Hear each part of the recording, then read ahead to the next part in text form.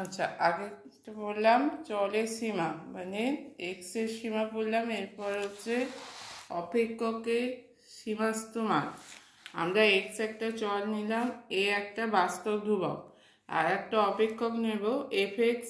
F x হচ্ছে x এর অপেক্ষক, যেটা হচ্ছে এক মান বিশিষ্ট অপেক্ষক। অর্থাৎ কি হয়, এক মান বিশিষ্ট অপেক্ষক কাকে বলছে, যা এক্স এর একটি মানের জন্য এফ এক্স এর একটি মাত্র মান পাওয়া যাবে। এক্স এর যদি আমি একটা মান নিই, সেক্ষেত্রে এফ এক্স এরও একটা মান পাওয়া যাবে। সেই জন্য এফ এক্সটাকে বলা হচ্ছে এক মান বিশিষ্ট অপেক্ষক। তাহলে আমরা কি নিলাম, এক্স চল, তার অপেক্ষক হচ্ছে এফ এক্স, আর এ হচ্ছে বাস্তব ধ্রুবক। আচ্ছা, x tends to a plus, মানে এক্স যদি ডান দিকে সীমাস্থ মান এ হয়, এফ এক্স টেন্স টু যদি L1 হয়, এর মানেটা কি হবে, মানে অর্থাৎ এক্স যখন এ অপেক্ষা বড় সংখ্যা থেকে ক্রমশ এর দিকে অগ্রসর হচ্ছে, তখন এফ এক্স এর মানটা L1 এর দিকে ক্রমশ অগ্রসর হচ্ছে। তাহলে সেই L1কে বলা হচ্ছে এফ এক্স এর মানে অপেক্ষকের ডান দিকে সীমাস্থ মান। তাহলে সেটা লেখা হবে কি, limit x tends to a plus f x সমান L1, অর্থাৎ এক্স এর মানটা এর ডান দিক থেকে যত এর দিকে এগোবে, এফ এক্স এর মানটা L1 এর দিকে ক্রমশ এগোবে। L1টা কি, L1টাও একটা বাস্তব ধ্রুবক। তাহলে এইটাকে বলা হচ্ছে ডান পক্ষের সীমা বা এফ এক্স এর ডান দিকে সীমাস্থ মান। তাহলে এটাকে লেখা হচ্ছে limit x tends to a plus f x সমান L1, অর্থাৎ এফ এ প্লাস 0 সমান হচ্ছে L1। এই দুটোর মধ্যে যে কোনোভাবে এটাকে লেখা যায়। একইভাবে যদি x tends to a minus হয়, মানে বাম দিক থেকে এ অপেক্ষা ছোটোর দিক থেকে ক্রমশ অগ্রসর হয় এফ এক্সের মান, তখন যদি আর একটা ধ্রুবক L2 দিকে অগ্রসর হয়, তাহলে তার মানে কি, এক্স যখন এ অপেক্ষা ছোট সংখ্যা থেকে ক্রমশ এর দিকে অগ্রসর হচ্ছে, তখন এফ এক্সের মানটা L2 দিকে অগ্রসর হয়, তখন সেইটাকে বলা হচ্ছে বাম দিকের সীমাস্থ মান। L2কে বলা হয় অপেক্ষকের বাম দিকের সীমাস্থ মান। অর্থাৎ limit x tends to a minus f x সমান L2 এটা লেখা হয়, বা এফ এ মাইনাস 0 সমান হচ্ছে L2।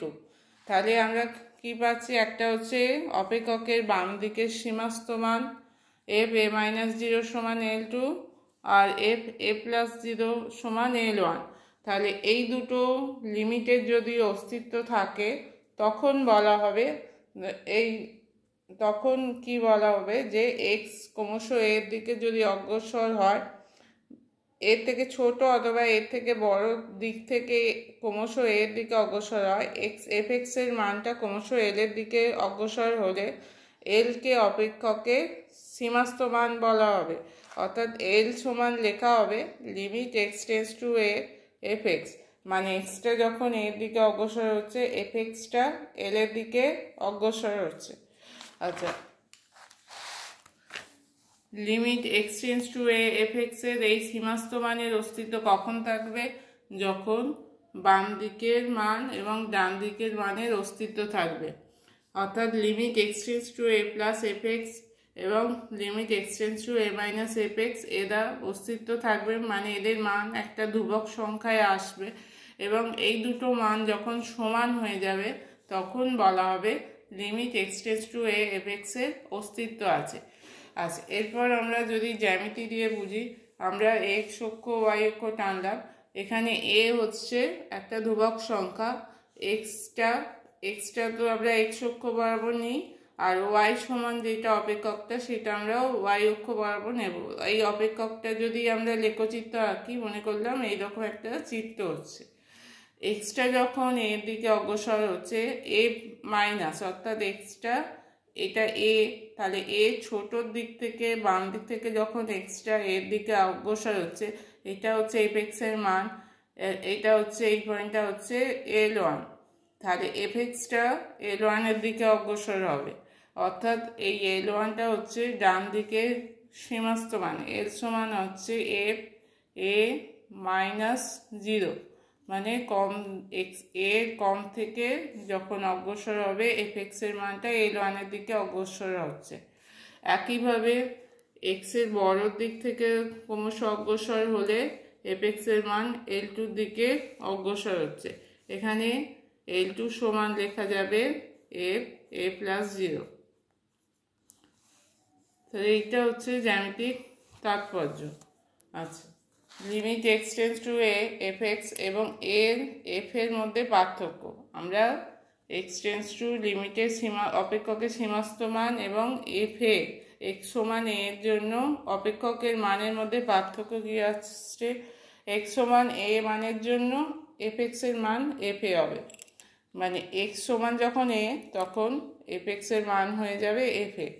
কিন্তু limit x tends to A FX সমান এর মানে কি হচ্ছে? এক্স যখন এ মানের দিকে অগ্রসর হয় এফএক্সের মান তখন এল এর দিকে অগ্রসর হচ্ছে, মানে এক্স যখন এ এর কাছাকাছি যাচ্ছে এফএক্সের মানটা তখন এল এর কাছাকাছি যাচ্ছে। এবার এফ এর সঙ্গে লিমিটের মানটা সমান হতেও পারে আবার নাও হতে পারে, মানে লিমিটের মান আমার আলাদা বেরোলো, এফ এর মান আমরা আলাদা বের হতেও পারে। তাহলে এই দুটো সমান হতে পারে আবার নাও হতে পারে, আবার সমানও হতে পারে।